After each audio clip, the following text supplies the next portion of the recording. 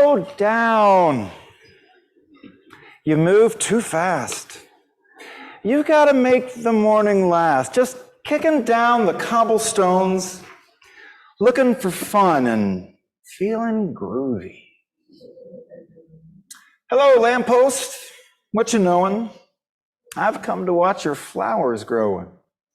Ain't you got no rhymes for me? Doot-and-doot-doo.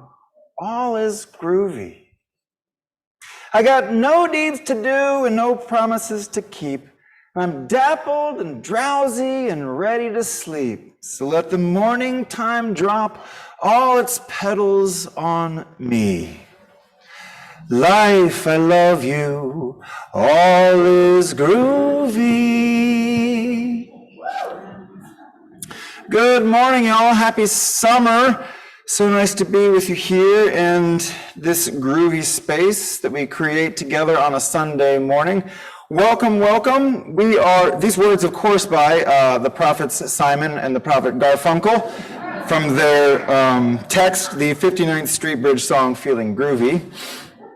We are glad that you are here this morning. We are also glad that Rabbi Johanna Hershenson is here with us as well from Temple Beth Tikvah. When I asked the rabbi how she wanted to be introduced this morning, she said, Rabbi Johanna Hershenson from Temple Beth Tikvah. So I promise you that there is a lot more I could say. She goes on. She is an incredible person. We are so glad to welcome the rabbi with us this morning, as well as members from that community. So we are two communities creating one this morning. Welcome one and welcome all.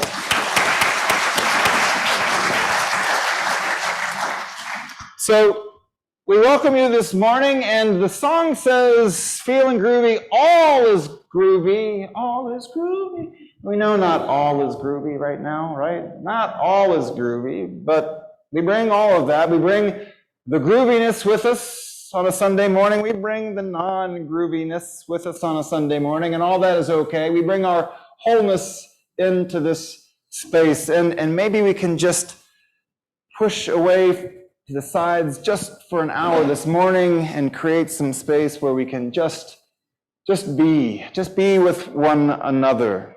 This morning, we're looking at the ideas of Sabbath and rest. And so I invite each and every one of us this morning to begin that right now. Let's just take a deep breath and exhale whatever might be inside of your body that might make you more restful, more peaceful, more present in this space. Let's just chill out for a little bit this morning. Let's create a space to feel groovy and easy and held and loved. We welcome each and every one of you here this morning, no matter the color of your skin, the size of your bank account, who you love, how that shows up in your world. We hope for you this morning an easy time, a restful time, a time of Sabbath, a time of reflection, a time of grounding. May this be the space of that grounding because we trust it as one of love. May we create that space together. Indeed, we do. Let's take one more deep breath together and find, you had just a little more space that you could find that is even more relaxed than you were just a second before. And so we begin this morning with a song that is in our hymnal, Shabbat Shalom. Sue and Tom are going to lead this for us, along with Debbie on our piano. And we invite you to sing along, whether you are from our Jewish community or our Unitarian Universalist community. The words, if you can hold them in your memory, they are Shabbat Shalom in different formations of those two words.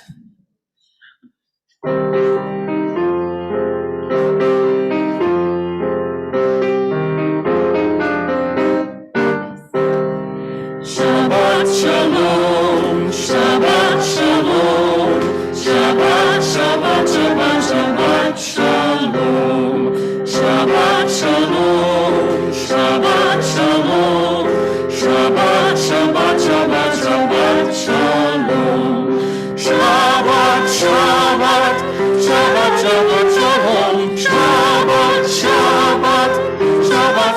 Shalom, Shabbat Shalom, Shabbat Shalom, Shabbat, Shabbat, Shabbat, Shabbat Shalom, Shabbat Shalom, Shabbat Shalom, Shabbat, Shabbat, Shabbat, Shabbat Shalom.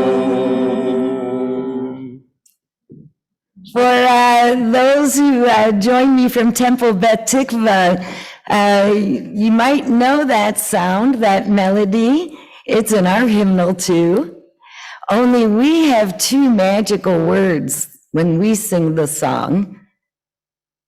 Should we share them, Richard? We sing it with a round of bim and bam. We go like this. Bim, bam, bim, bim, bim, bam, bim, bim, bim, bim, bim, bam, bim, bam, bim, bim, bim, bam, bim, bim, bim, bim, bim, bam. Then we go into Shabbat Shalom. Hey, Shabbat. Shabbat, Shabbat, Shabbat, Shabbat, Shalom. Thank you for the warm welcome. You don't even know that in setting the tone with feeling groovy and invoking the names of the masters Simon and Garfunkel, a little disclosure here, I have two Angora goats named Simon and Garfunkel. And Garfunkel is the reason they're named Simon and Garfunkel, because his curly hair is reddish. He's a rose Angora.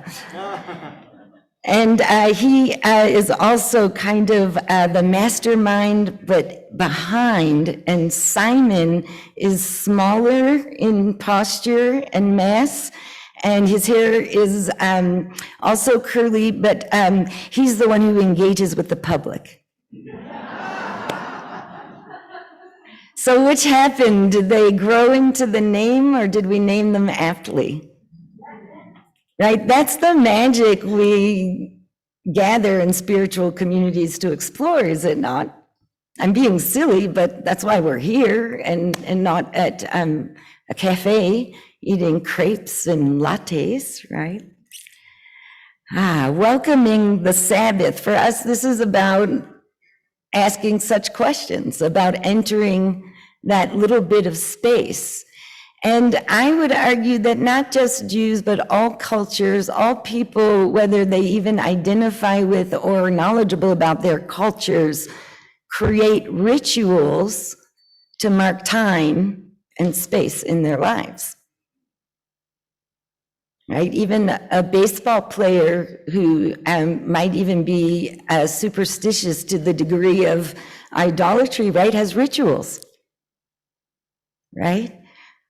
My drive into work and my drive back home from work, leaving my husband in the morning, reconciling in the evening, there's rituals there. They're not religious, they're not agreed upon and written down. But over years of marriage, years of walking my journey, right, I've created rituals in the different spaces and places I encounter. Senses, rituals in different communities and among individuals usually involve the senses, a signpost, a marker. Maybe it's a visual ritual that reminds me to shift gears, right? But what happens when we get out of our intellectual minds and allow other sources of information besides words and things we take in with our eyes? Sounds inform us about time and place. Smells, tastes, right? So as we Jews ritualize a welcoming of the Sabbath, whether that is an orthodox, traditional rabbinic observance of laws, or a hippy-dippy, let me just take a day off and light some candles because they're pretty, right? The intention may vary, but the sensory experience ties, right, individuals into a shared group. And so we begin to welcome the Sabbath just before the sun sets in the evening with the lighting of 2 candles. We begin visually, of course.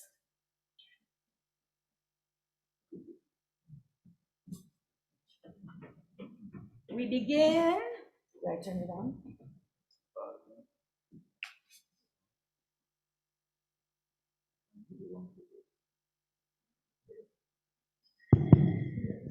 We begin visually, but obviously visually with something, a flame, which is an attractive reference for meditation and prayer all over the world. Hold on.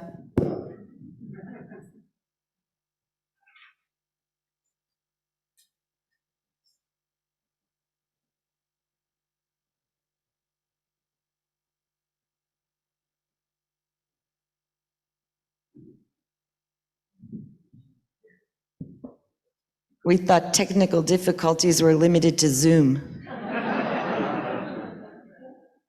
Ancient technologies have difficulties too.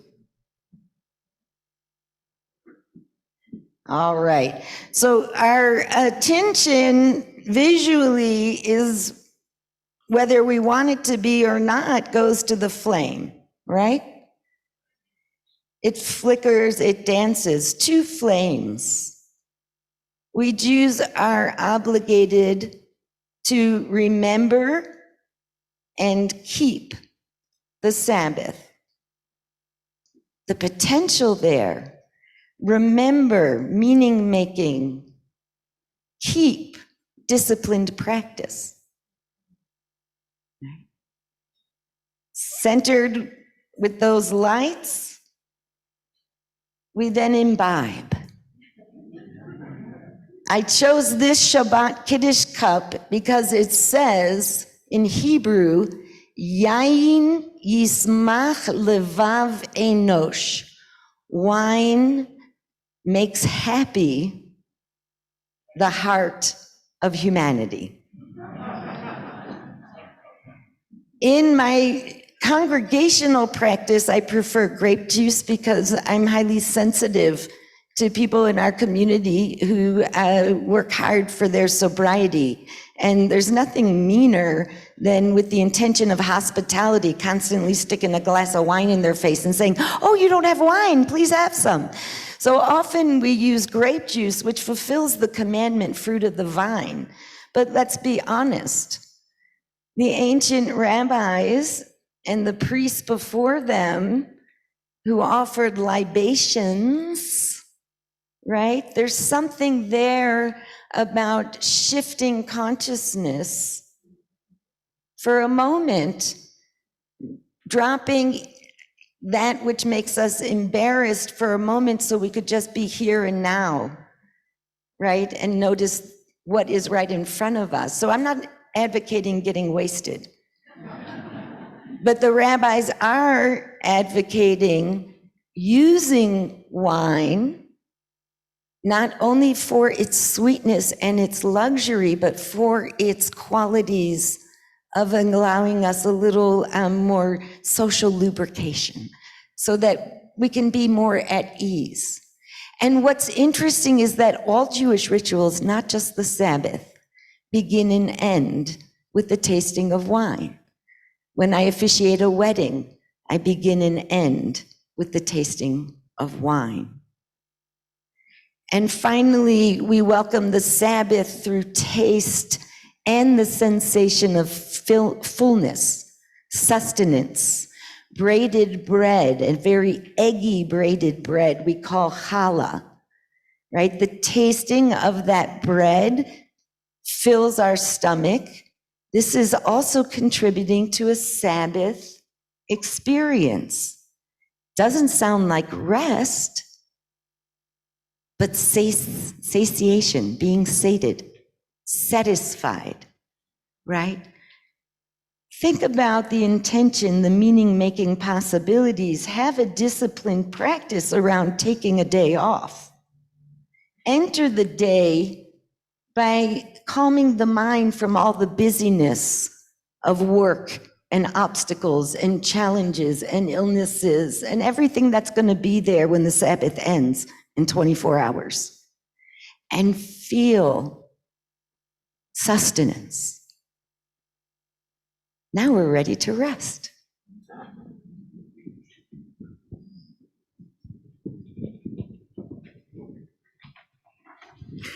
Good morning. Our chalice reminds us that the fire within ourselves is the same fire that illuminates the universe. It is our reminder that all is connected, even though the space of the void is vast, and our experience here is but a blip in the cosmic timeline. This flame is our promise that in our smallness and our short time on this earth, that we live intently and deeply, with love for one another, with honesty and integrity, to be guided by rational thought and critical thinking, and with a sense of shared responsibility. For, as the late astronomer Carl Sagan reminded us, this pale blue dot is the only home we've ever known.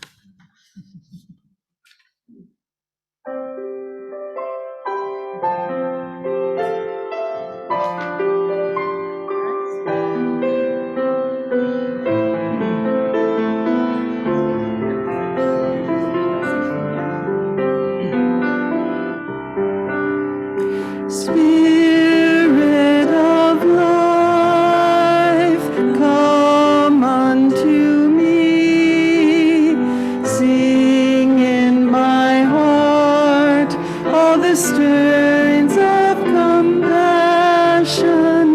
Blow in the wind, rise in the sea, move in the hand, giving life the shape of justice. Roots hold me close, wings set me free. Spirit of life, come to me, come to me. Please be seated. This service, I'm going to relax too right now before we do the time for all ages. It's been a busy morning. I'm just going to check in with Amy. Amy, how you doing this morning? Good. Doing good? How's your weekend going? Pretty busy. Busy? Busy. Yeah, mine's been busy too. Yeah. What have you been up to? Washed a lot of dishes. Dishes. Yeah. So many dishes. Yeah, lots of dishes. I just drove back from Portland. Huh? Saw some soccer this weekend. That was nice. But it's been busy running around and stuff. Yeah. Any climbing in your near future? Maybe. I don't know. If those dishes ever get done. If the dishes get done, right. We should probably do the time for early ages. It was nice to slow down for a second just to check in. Yeah. But I've got to get to the back of the sanctuary. Oh, okay. Yeah, I gotta go. Yeah. I gotta go now. Okay. I gotta get back we'll there. wait for you. Yeah. Okay, I gotta get to the back of the sanctuary. I gotta get it back. Get back to the sanctuary. Gotta get to the back of the sanctuary. So much to do back there. Gotta get back to this. Just take a break. I can't take a break. There's too much to do. So much to do at the back of the sanctuary. All right. Yeah. I am at the back of the sanctuary, which was the goal. That Fantastic. looks like it was really hard. It was hard. Yeah, You doing okay? I'm good. I just didn't make very good headway there. But now I got to get on to the next thing, which, oddly enough, is getting back to the front of the sanctuary. Oh. All right. Well, you could stop and take a break. I can't. No breaks. Nope. There's too much. Gotta keep going? Gotta keep going. Okay. We'll wait for you. Wait, I'm going backwards. That's not good. Okay. Going to the front. What was that thing you said I might do? Take a rest if you want to, or you can keep going. It's your choice. Can I do that? Can I take a rest? Yeah. But We'll wait for you. But I gotta get there. You could rest in our koi pond. Oh, I could rest in the koi. That sounds nice. Yeah. Yeah, we'll wait for you. Are you sure that's okay? Yeah, totally. Because I gotta get up there. But that sounds nice. Yeah. I'm just gonna take a rest. We'll wait for you. I'm just gonna rest for a second. Got all day. Oh, this is nice. Wait, do you do this? This is awesome. Sometimes I do. So how do I do this? I just do nothing for a second? Yeah, you could just close your eyes. I can do that, but right here in the middle of church, I can just close my eyes, rest. It's fine. Oh, I can do that for a second. Yeah. We have brave spaces and safe spaces. Yeah. Maybe notice your breathing. Take some big breaths. Oh. Do you feel better now? I do feel better. You know what? I feel fantastic. Great. I feel like I can get to the front of the sanctuary really easy now. Well, that was great. You know what? I feel like I could go to the back of the sanctuary again. Get all back up there now. Oh, You did it. That was fantastic. What? That wasn't happening the first time. It wasn't. I just What was do you so think tired. happened? Because I was tired. Oh, you're tired. And I had so much to do. I had to get back there Yeah. and back. But when I rested, everything changed. It's the koi in the It's pond. the koi in the pond. They were my friends for the rest. There's a lesson in here somewhere. Let's just leave them to discern what the lesson might be. I think that sounds like a great I idea. do too. All right, this ends the time for all ages. Shall we say the Children's Covenant? Yeah, let's sing it, even though they're all sitting still in their seats. Say the covenant and we'll sing. Covenant. Okay. In this place, I am kind. In this place, I am loving. In this place, I am a friend to the earth and all animals and people. In this place, I am loved. As you stay, may joy surround you. As you stay, is with you. As you stay, as you stay. There are so many different spiritual practices. There's prayer, there's meditation, there's coming to worship with one another, there's walking in the woods, there's justice work, there's listening with a compassionate ear to a friend, there's study and reading, there's steeping yourselves in world traditions, and there's generosity, giving as a spiritual practice of what we have created into the world to create something else anew. In that spirit, we take our morning offering to support the good works of this church.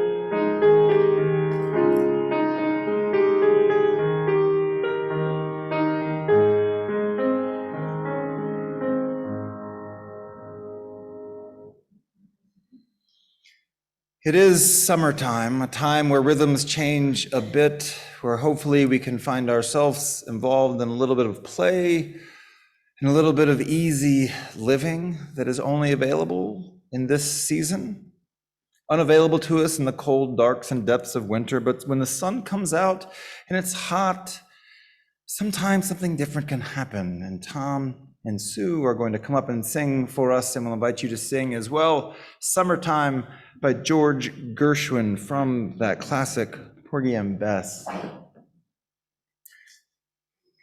So they're going to sing. We invite you to sing along as well.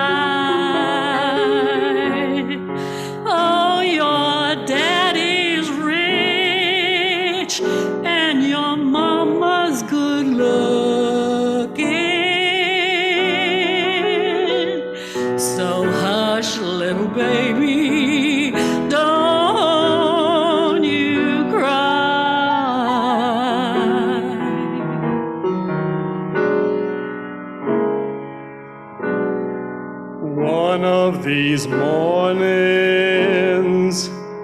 you're gonna rise up singing, then you'll spread your wings and you'll take the sky. But till that morning, there's nothing can harm you. With Daddy and Mammy standing by.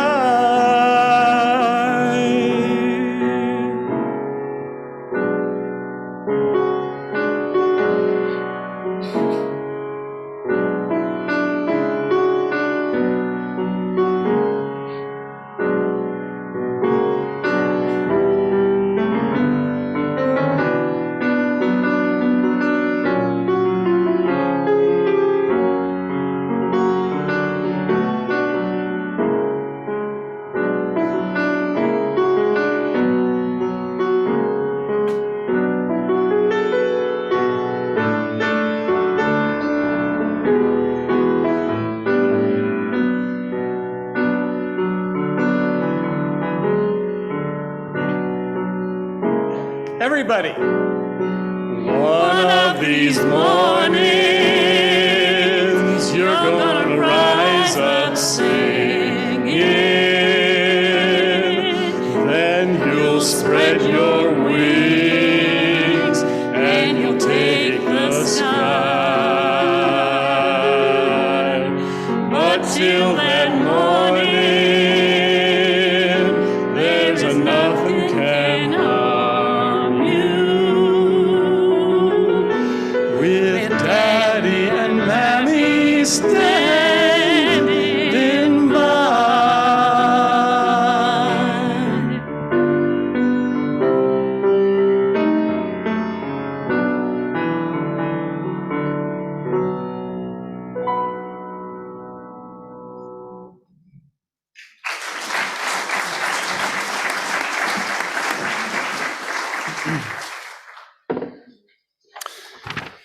Each week as a community, we gather and we share our joys and our sorrows that are present in our lives, sometimes written on these pieces of paper available out front.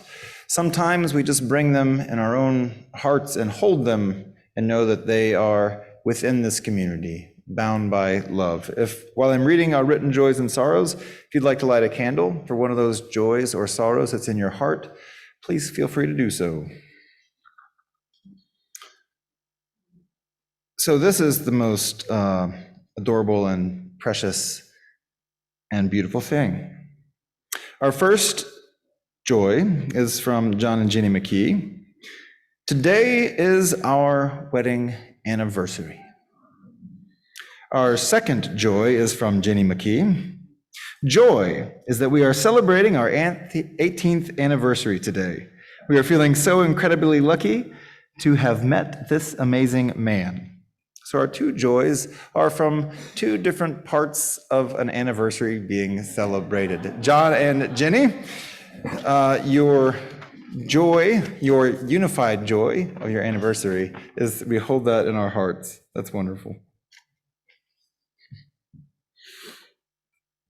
And that's all of our written joys and sorrows today, though we do know of another sorrow in our community. Jerry and Dana Regan are currently in Seattle, as they have been in the last month, struggling and wrestling with the news that they found out that Jerry's son has terminal cancer and his time is short, and so they immediately went to Seattle to be with him, and all of our thoughts are with them as well. His time is not long, but he will be surrounded by the love and care of Dana and Jerry and their extended family in this time as well. And as we were coming in to our service this morning, some of the staff was gathered in the parking lot, and yesterday we had a memorial service, not for a member of this community, but as so often happens, our facility is used by members of our wider community to honor their rituals and transitions in life. And one of those happened here yesterday for a 38-year-old man in a similar circumstance where life was cut short ever so quickly.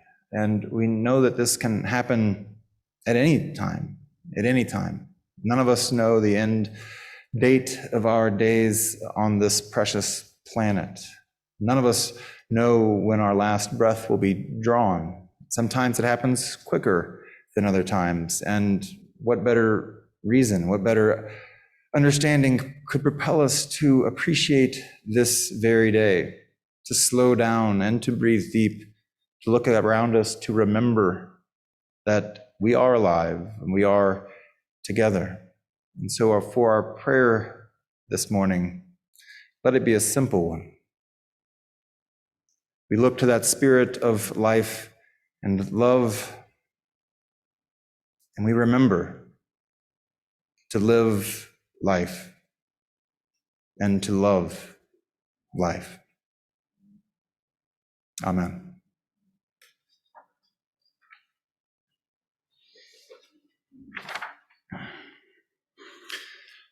This has been an interesting week for humanity, for all of us, all the humans on the planet, because we learned new things this week. We looked deeper into the universe than we've ever seen before. We see their galaxies dancing together. There we see stars that we've never looked upon. We see the universe stretching itself. We learned better what we already knew, that we are a part of something miraculous and something deeply steeped in mystery far beyond our understanding, but yet willing to give us glimpses into it. Mysterious and beautiful. Did you see it? These images from the James Webb Telescope at NASA? What a cool week. This was the first image that came through. The first one. This galactic cluster known as SMACS 0723. It contains thousands of galaxies, some of which are 13.1 billion light years away. And this is the Carina Nebula. Stars, like the rest of us, are born and they age and they die, and this is located 7,600 light years from Earth, and it's one of the cosmos's great stellar nurseries where stars are born.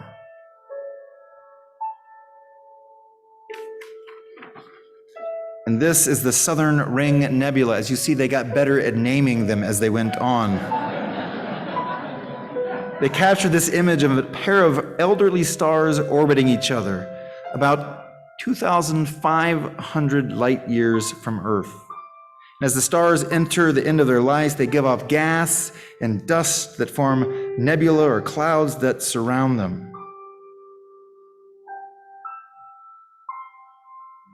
Oh, wait, that's what I just described right there. Will you go back to that last one real quick? That one. That's Stephen's quintet. And this is an image of 5 cluster galaxies, first seen by astronomers in 1877. And this quintet is really more of a quartet, 40 million light years from Earth. And these other 4 are about 290 million light years away from Earth. And these 4 closely packed galaxies, they all interact. These galaxies interact with each other, with dust and star gravitational pull, all commingling and sharing their lives with one another. And then that southern ring nebula.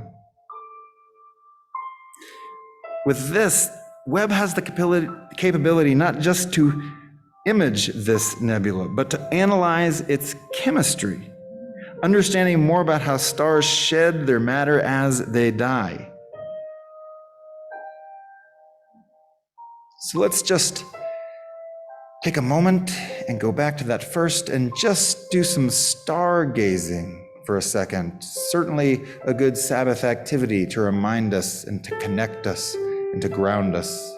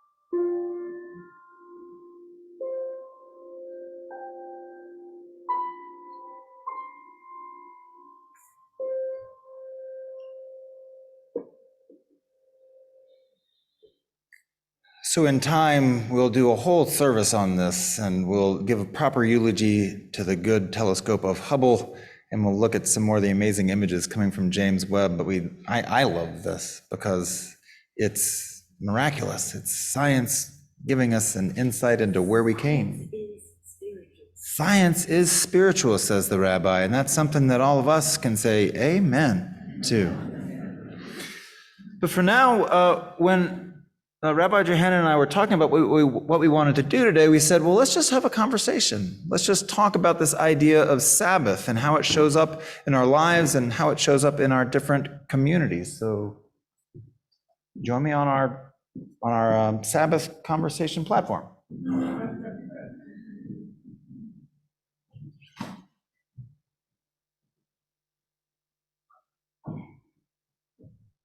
Sabbath means that we just yeah, watch out there. Yeah, don't please don't fall off the back. So Sabbath is wonderful because it reminds us of rhythm and how important it is, and all things have rhythm. Days. Oh wait, that's right. We're supposed to have microphones. Thanks.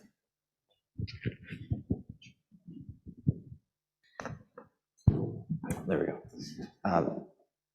And that's one of the reasons why I love the idea of Sabbath, is because, like you said, to remember.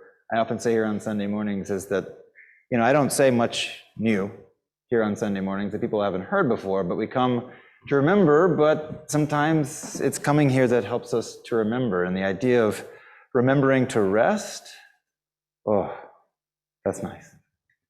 And what do we even mean by rest? And what do we mean by rest? I'm a rabbi. My children don't know any other life. And when they learned in Sunday school that we're supposed to rest on Shabbat, on the Sabbath, what is their question? Mommy, why do you work? Right. Yeah, absolutely. And so Unitarian Universalism comes out of two liberal religious traditions, the Unitarians and the Universalists. And so although we have progressed out of just being a Christian tradition, though we still have Christians among us, and we still have a lot of those Christian forms. Our services feel very Protestant-y, and we gather on Sundays. And the idea of Sabbath in Christian communities used to be held much more closely. Like, so I'm from Kentucky, and on Sundays growing up, there was nothing open. You would get your groceries before, and businesses closed, and my family is at a soccer game in Portland this morning, and by Jove, that wouldn't happen on a Sunday growing up. But the world has changed, right? The world has changed. It has gotten busier and busier and busier. All the more reason to remember to rest and to have Sabbath. So why rest? I don't. It's clear why we need to rest. I'm busy. You're busy. It? It's clear to me why I need to rest. I'm not so sure. Yeah. So thinking in your Jewish community, what does it look like when if you were to say, well, yes, we have Sabbath, but what are the shapes and forms that takes on? Yeah, I think that's a really important question, Scott, because if you look from the outside, Sabbath means that you refrain from work, and if anybody's met a mitzvah observing, an observant Jew, the refraining from work appears like a lot of work. What do I mean by that? Right? It means that Jews are legalistic. And in fact, refraining from work is not just a state of mind. The ancient rabbis list 39 categories of work that are forbidden. So these categories of work derive from all of the activities involved in the building of the great temple in Jerusalem. So there's a category that has to do with lighting fires. There's a category that has to do with carrying heavy objects. There's a category, right, you're getting the idea. And as we translate those categories over 1,000, 1,200, 1,500, 1,800 years through the minds of rabbis that are more Jewish lawyers than spiritual leaders, we find things like you're not allowed to turn a light switch. You're not allowed to start the ignition of your car. You're not allowed to tear a fabric. You're not allowed to mend fabric. You are allowed to play a guitar, but not allowed to string a guitar. Therefore, one oughtn't play the guitar in case you break a string and forget it's the Sabbath and start restringing and then realize, and you violated that, right? So what is rest? So I have a theory. I'll forgive you for not having to go through the Jewish legal stuff. Here's my theory, that on the one hand, rest is about resting the body and resting the mind and the nervous system.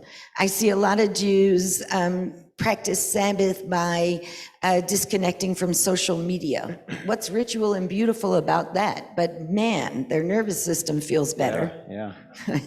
Right? Sure. Yeah. So that's an interesting creative take on what it means to rest. I'll argue that what it means to rest versus work is our emulation of the divine. Work is when we create, when we do what God does, when we introduce order into chaos, when we build things, when we fix things, when we plant and harvest so we can eat later, right? So what does it mean once a week not to do all of those things that are essential for survival? Because these guys didn't live in the west side of Bend with air conditioning and, wired houses and plumbed, right? What does it mean to abstain from the things that are necessary for daily living? It means, or it provides an opportunity, back to space and ritual, it provides an opportunity to be reminded, remember, to notice that despite our power as individuals, as collectives, there are variables beyond our power that give us what we have.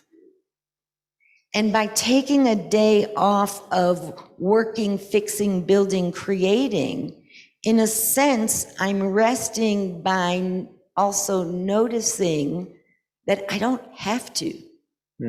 God provides, the universe provides, my community provides, the inner concentric circles as they get smaller, right? My family, my partner, even I can trust that I'm okay if I don't interact and change things. I can survive it for 24 hours, right?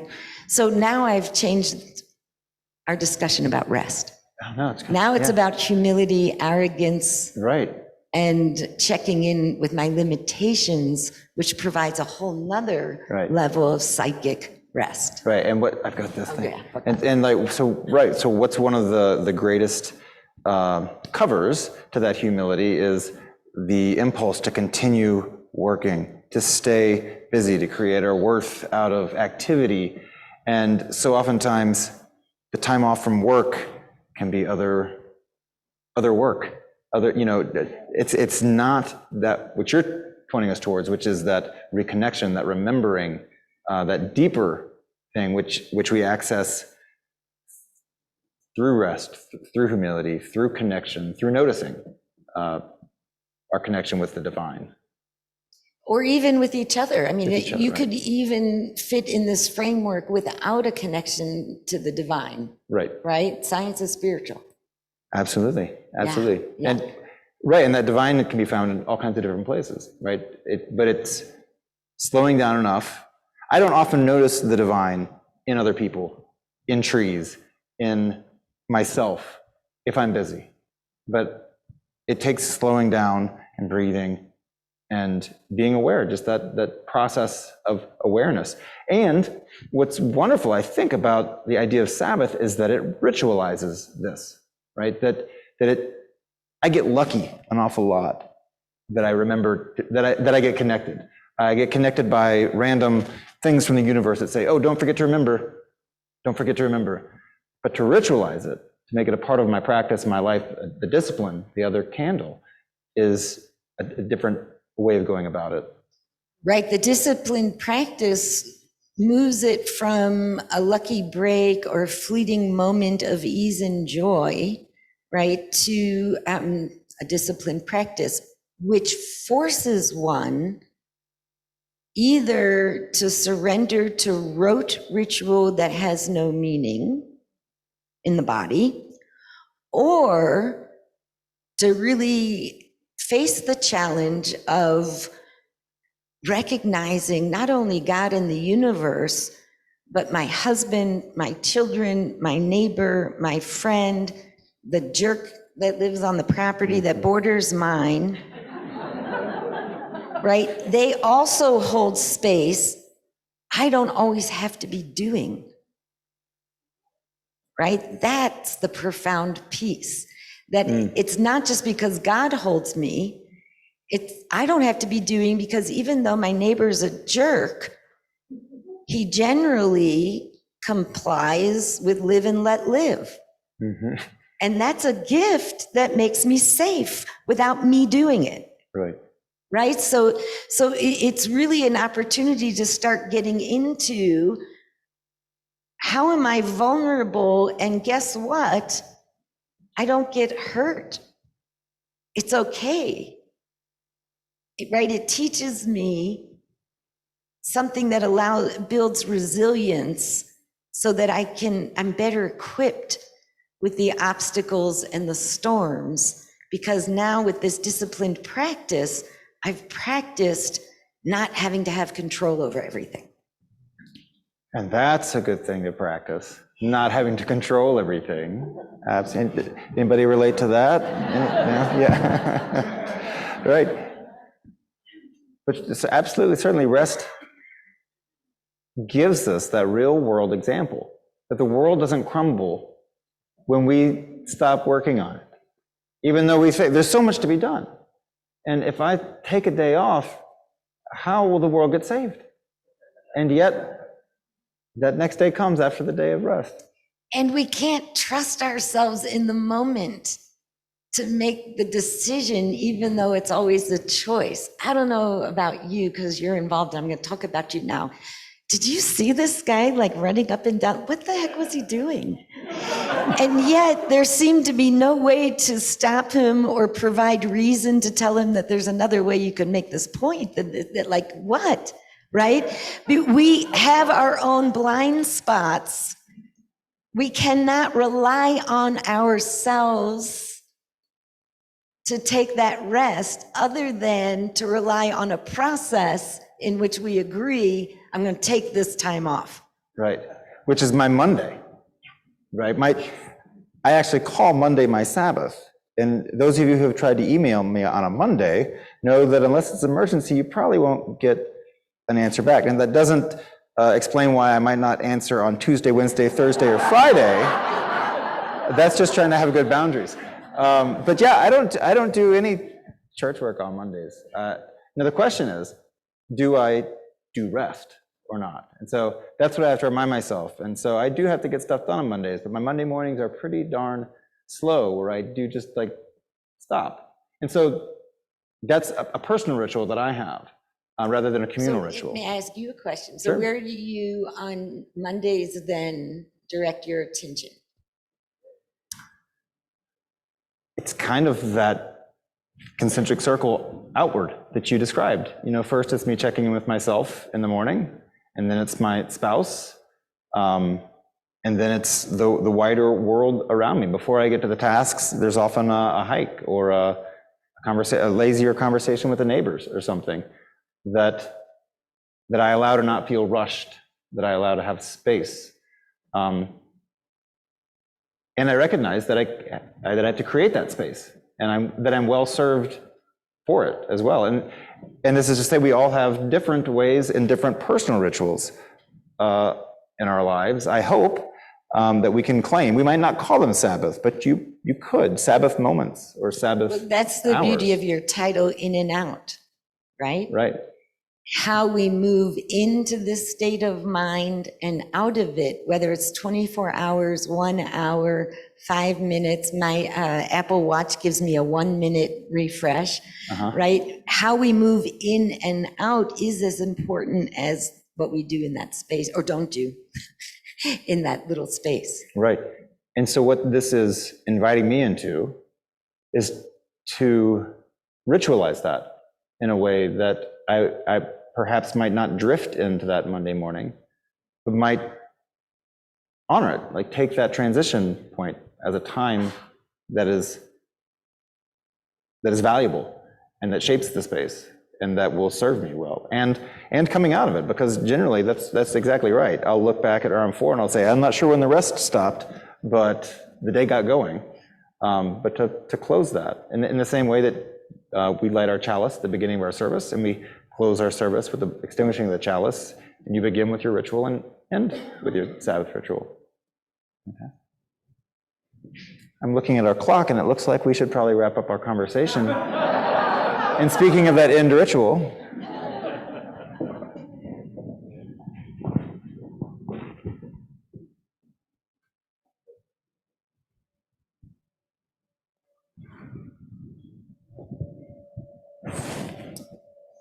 So for us, the Sabbath is rooted in a specific day, Friday evening.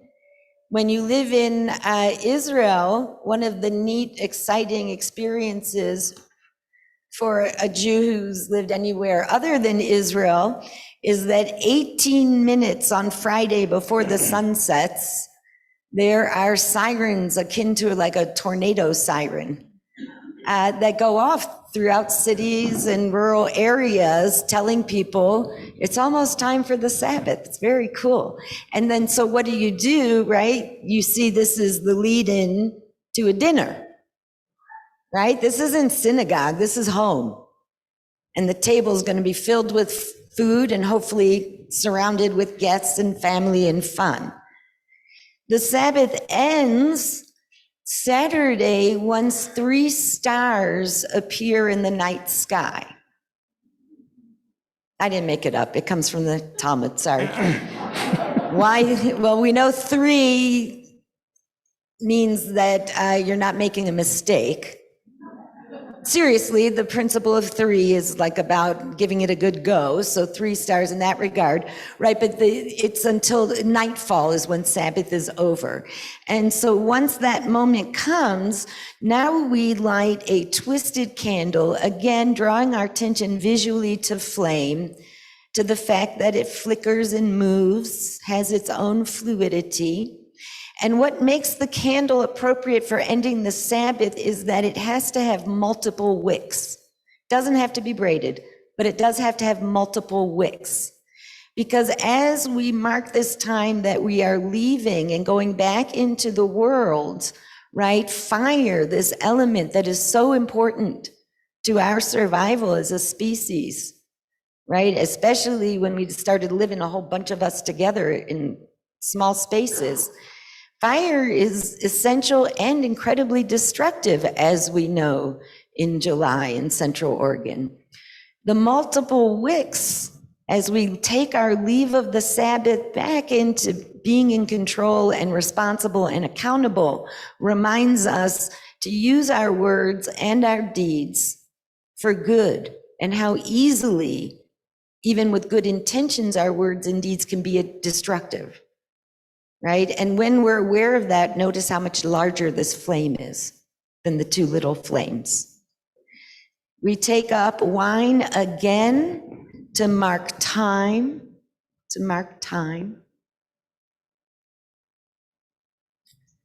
And then rather than sustenance food Friday night, as the Sabbath takes its leave, right, it'd be silly to fill our stomach because there's some grief and loss in saying goodbye to this precious moment of rest.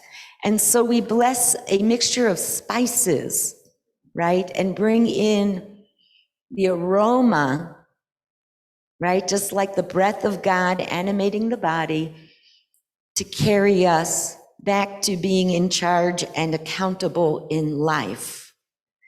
Then we bless this candle.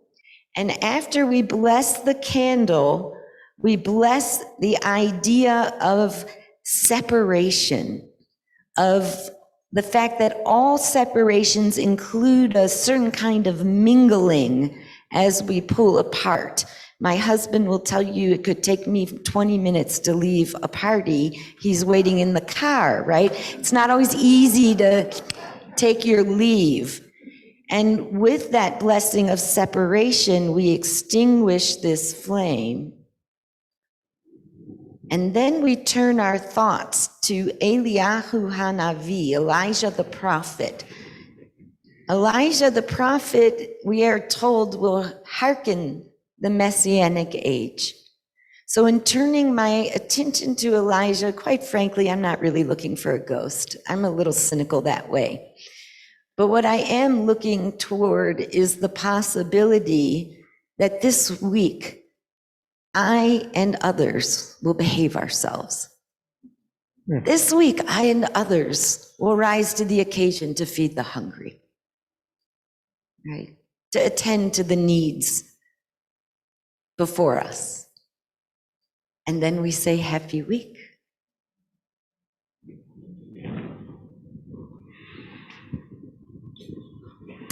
I'll invite you to rise, embody your spirit, or remain seated or dance in the aisle, whatever you feel. Since we did some stargazing earlier, let's end by singing Blue Boat Home.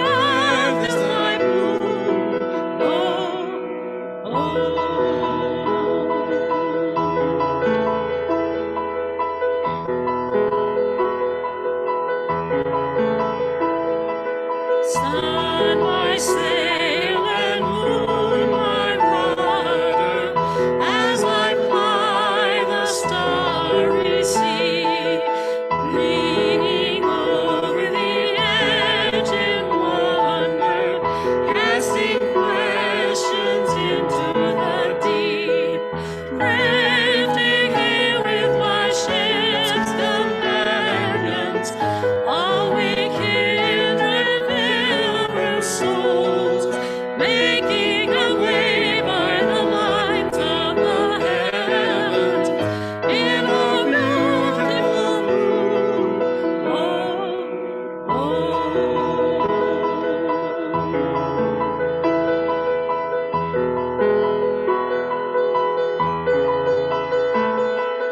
I give thanks to the waves upholding me, hail the great winds urging me on, reaping infinite sea before me, sing the sky my sailor's song. I was born upon the fathoms, never harbor or port have I known. The wide universe is the ocean I travel, and the earth is my moon. Oh,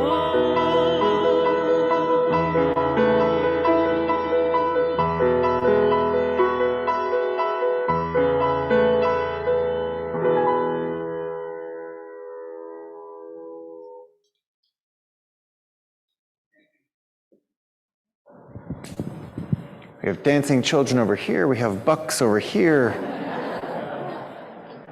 It's a good Sunday morning.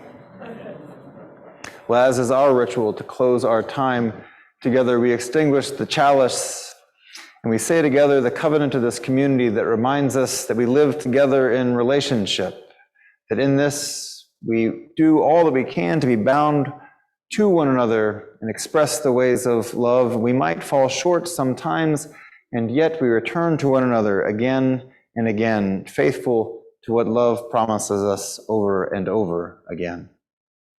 Love is the spirit of this fellowship, and service is its law. This is our covenant. Dwell together in peace, to seek the truth and love, and to help one another. Rabbi Johanna reminds me that perhaps the metaphor from our time for all ages is incomplete. That might have been frantic rest, quick rest. And yet after receiving the gifts and the rhythms and the beauty of being together on this morning, this Sabbath moment, I recognize that it's possible to not run frantically to the back of the sanctuary, but maybe to trust I can get back there at a reasonable pace, knowing that the back of the sanctuary will still be there. And once there, I can go back to the front of the sanctuary, knowing that there's always more to be done, and I do myself a service, the work a service, and the world better service when I am rested and I am, join me in the middle. No, it's just you to join me. When I am rested. So we invite you to go into this day, rested, rejuvenated, grounded in love, curious about where you might find the divine and holy in your life, and feeling groovy. Go in peace. Amen.